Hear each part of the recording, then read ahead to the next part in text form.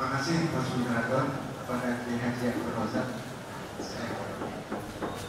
Para pembicara, para tamu undangan yang saya hormati, saya senang sekali dan merasa terhormat untuk bisa berbicara di sini, terutama mendiskusikan buku saya yang baru terbit November tahun lalu. Dan dua minggu ini saya banyak bicara tentang Papua dalam perspektif kultur dengan teman-teman milenial seperti Mbak Ine. Ini beliau meskipun gede tapi milenial. Dan para santri. Terima kasih. Ya, jadi singkat saja bahwa masalah kewarganegaraan atau citizenship itu masih menjadi perdebatan baik di Barat maupun di Islam. Di Barat itu pertarungan antara kewarganegaraan individualistik dan kewarganegaraan kolektif. Jadi apakah seorang warga negara dihormati individunya atau sekaligus sosialnya, kebudayaannya, ada budaya Jawa, ada budaya di Jawa juga ada sub-sub budaya, ada Papua. Nah itu masih menjadi perdebatan. Yang kedua, di dalam Islam sendiri juga masih ada perdebatan, yaitu apakah orang Islam dipandang sebagai superior, lebih dihormati daripada yang lain atau tidak. Nah sebagian orang, terutama para ideologis politis, mengatakan bahwa dalam suatu negara orang Islam itu harus dilebihkan, dianggap superior daripada yang lain. Tapi sebagian lain mengatakan dalam suatu negara bangsa maka semua warga negara dia harus dipandang sama, setara.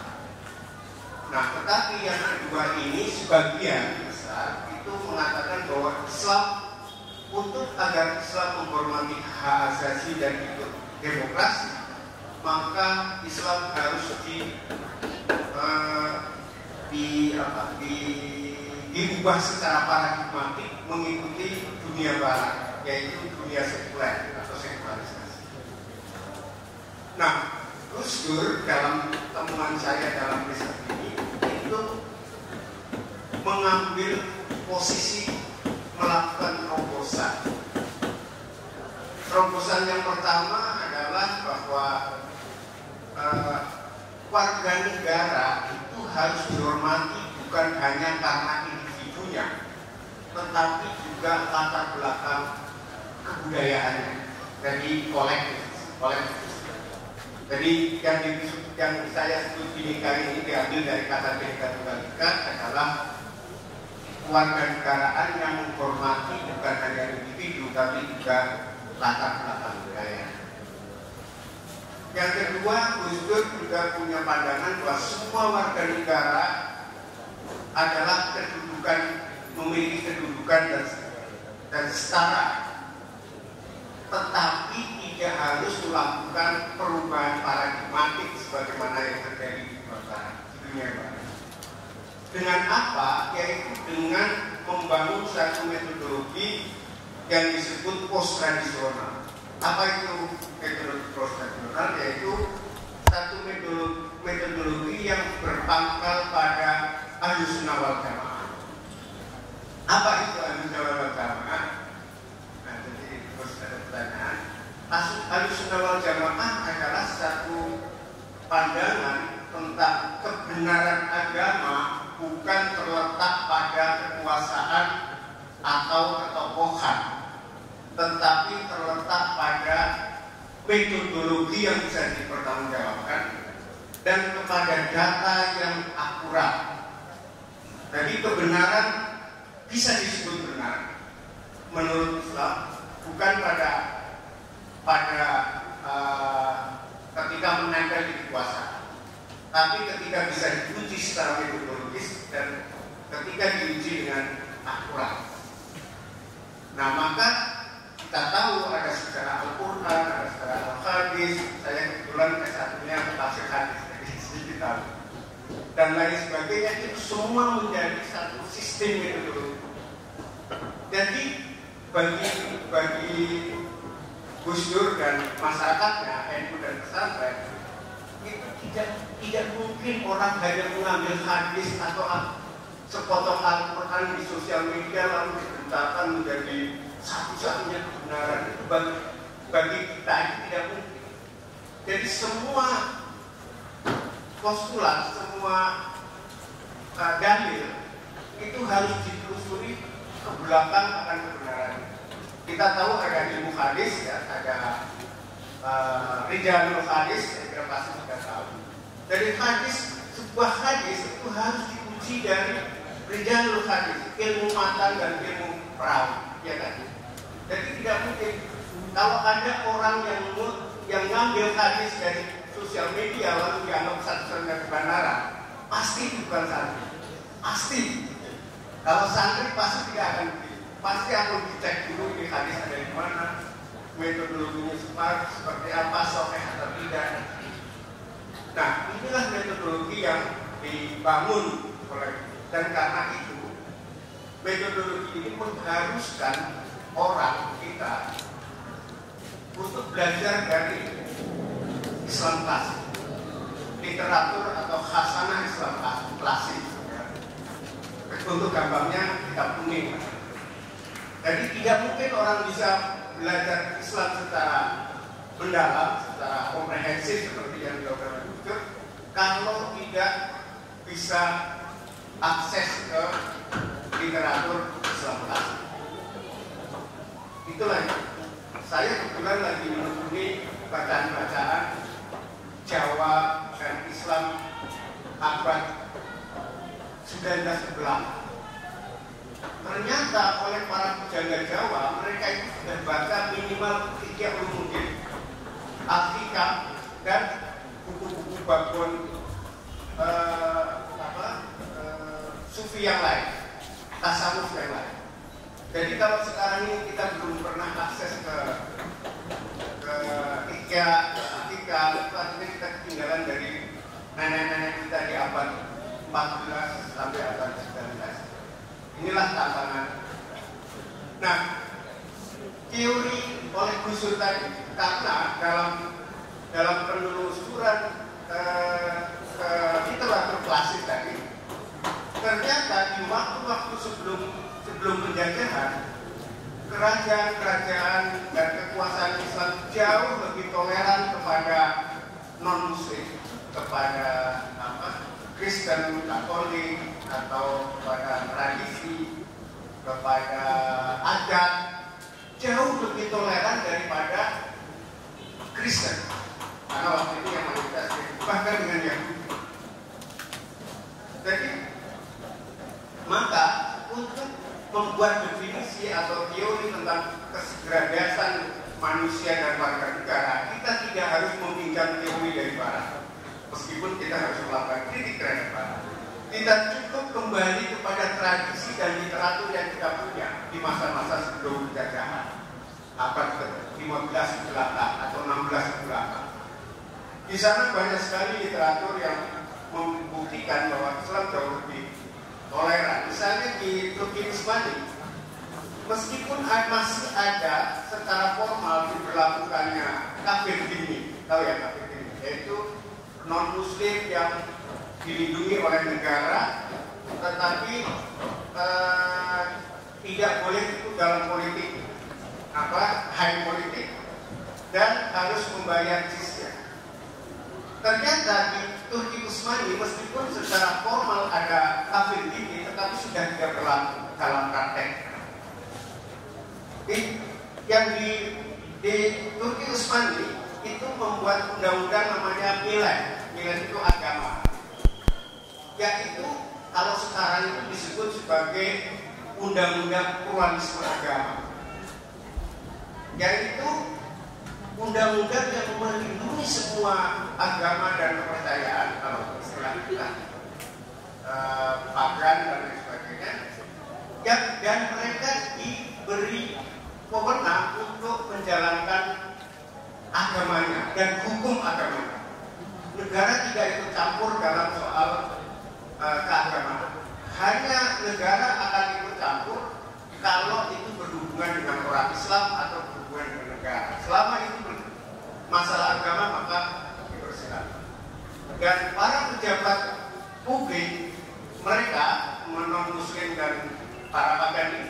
ikutkan menjadi pejabat publik.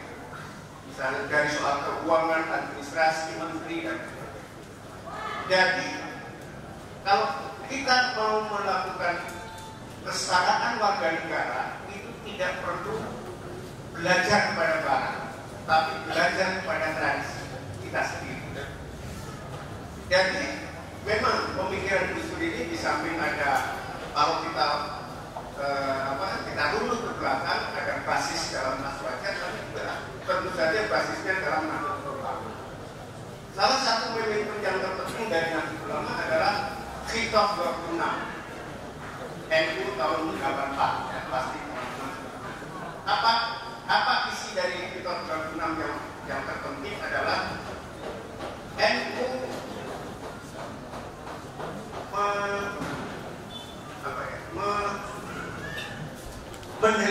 mendeklarasikan bahwa semua warga negara berkedudukan sama di depan hukum, muslim atau tidak muslim, yaitu dengan cara membatalkan keterikatannya dengan P3, Partai Islam. Pemutusan hubungan dengan P3 bukan hanya pemutusan bahwa NU tidak berpolitik, tapi NU tidak lagi terkungkung oleh Islam tidak Islam dalam hal kemasyarakatan dan kenegaraan. Karena waktu itu P3 berdasarkan Islam, sehingga semua warga negara harus memilih P3 dan P3 akan memperjuangkan Islam. Dan itu tidak lagi berlaku. NU mengubah ADART, ya. Coba baca.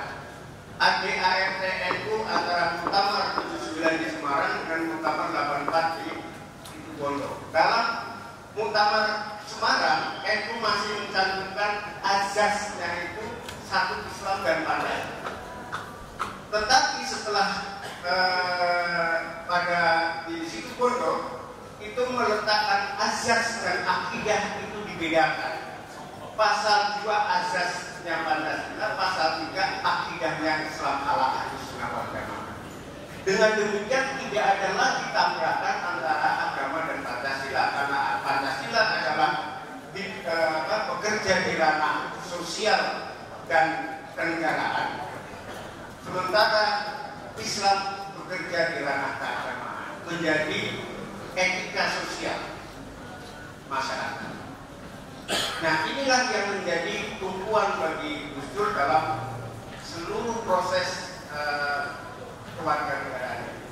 Nah, ketika itu ketika Gus Dur menjadi presiden, itu sedang terjadi konflik yang sangat tinggi antara Aceh dan Papua.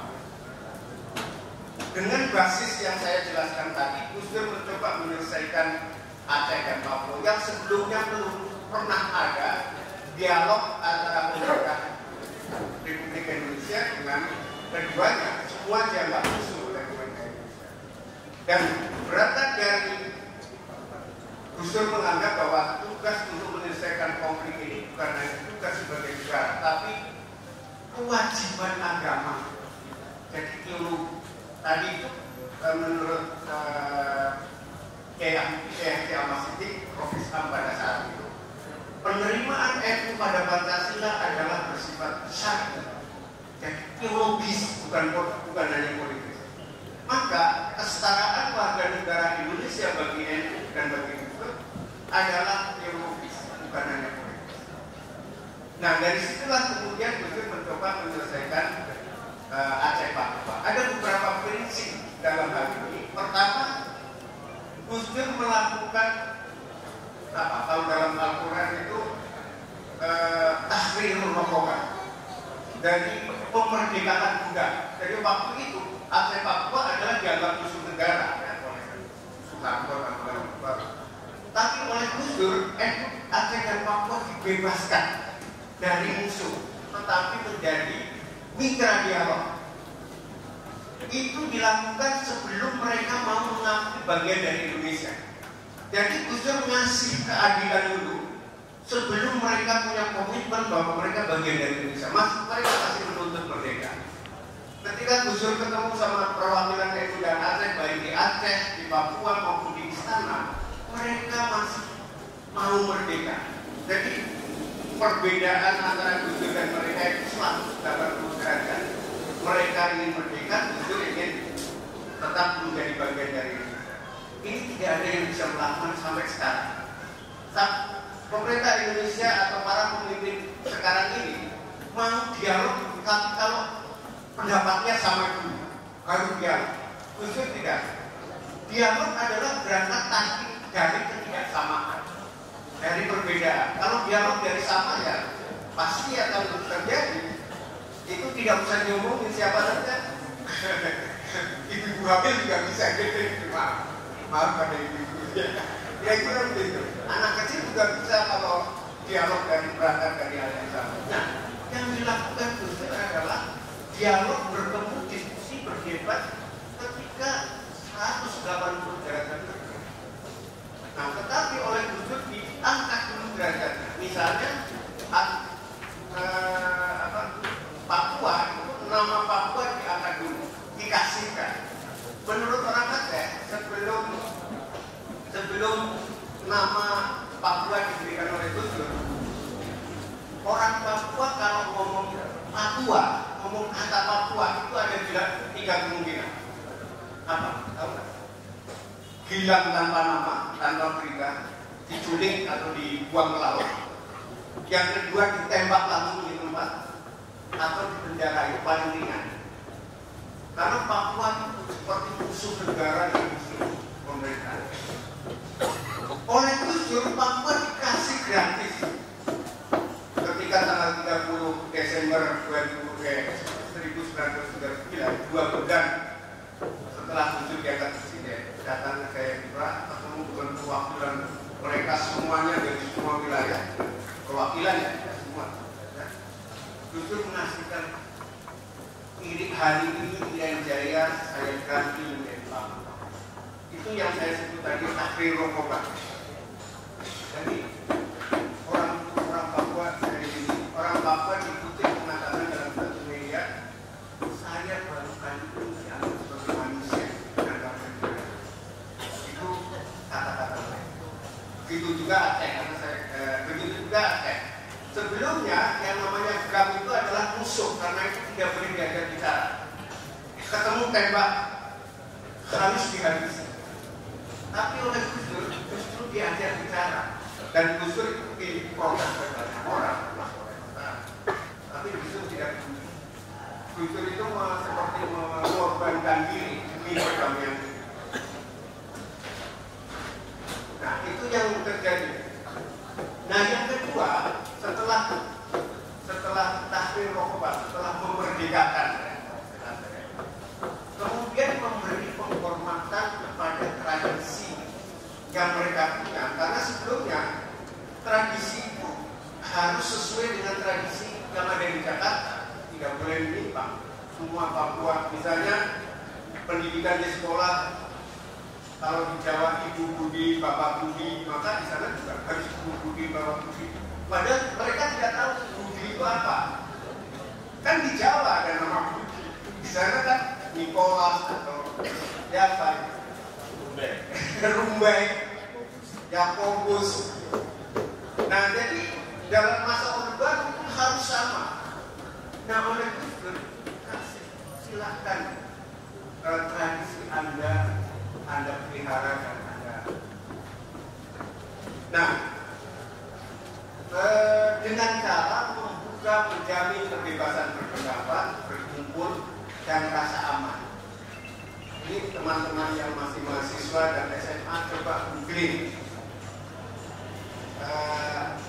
Mulai dari November 99 sampai kira-kira Desember 2000 sebelum Gus Dur dipulung-pulung oleh partai politik dan pemerintah dan militer di DPR itu nyaris tidak ada kekerasan.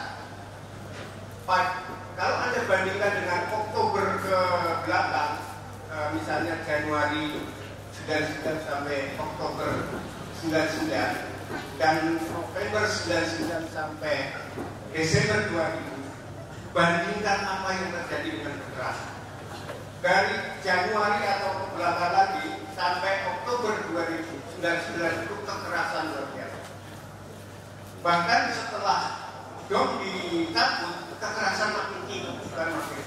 Dong tahu ya, daerah operasi militer, yaitu Aceh dan Papua diduduki oleh militer, kontrol militer, siapapun yang berbeda pendapat dengan dong. Nah, setelah ukur semua dibebaskan, militer tidak boleh melakukan kekerasan, polisi juga. Bahkan Gus Dur harus menelpon komandan kecamatan itu dan Ramil kalau terjadi apa-apa agar tidak melakukan kekerasan dan penembakan. Jadi instruksinya langsung. Nah, sehingga kebebasan berpendapat dan kebebasan berserikat itu terbuka dan semua orang, nanti bisa dibaca di buku saya, peristiwa-peristiwa besar antara antara November 99 sampai kira-kira November atau Desember 2000 sangat kebebasan luar biasa dijamin. Tapi setelah itu jatuh semuanya. Nah, yang ketiga apa yang dilakukan Gus Dur adalah institutional transformasi institusi, yaitu dengan adanya draft waktu itu undang-undang otonomi Aceh dan Papua. Nah, jadi dari kebebasan dari takdir rokoba dan kebebasan atau respect tadi mendorong mereka untuk mengakui bagian dari Indonesia, sehingga RUU Otsus itu diusulkan sendiri oleh mereka dengan pilihan otonomi, tidak lagi urusan merdeka, dan kemudian dibawa ke DPR. Isi dari undang-undang Otsus adalah apapun aspirasi mereka kembali merdeka, itu ditambah. Dan salah satu isi yang terpenting adalah jaminan HAM, kemudian rekonsiliasi, pengembalian tanah ya, yang diserobot secara tidak sah di bawah pengawasan militer pada waktu itu, dan lain-lain banyak sekali, sekitar 10 sampai 15 item yang sangat penting. Dan dari situlah perdamaian itu terjadi. Jadi Gus Dur dengan visi Islam Nusantara, yang dengan metodologi post tradisional tadi mengangkat kembali visi dan teori Aswaja, kemudian dikontekstualisasikan sekarang. Misalnya konteks tentang negara. Kalau dulu di masa Aswaja tentu saja belum ada negara bangsa, belum ada negara Indonesia, tapi masih kerajaan. Kemudian dikontekstualisasikan menjadi negara kebangsaan yang sejalan dengan Islam Aswaja.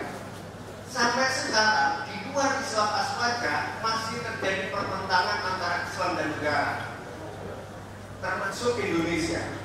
Jadi kalau kelompok-kelompok itu menang dalam politik, maka pasti akan terjadi perubahan minimal undang-undang di mana orang Islam akan diberi status lebih tinggi dari yang lain. Dan karena dengan Gus Dur ini, maka semua orang boleh dikatakan, saya kira semua teman-teman Katolik, Protestan, Hindu, Buddha, aliran kepercayaan dan lain-lain, sepertinya nanti mungkin Bapak yang teman-teman Kristen Katolik bisa bicara, mengakui apa yang disuarakan oleh Gus Dur.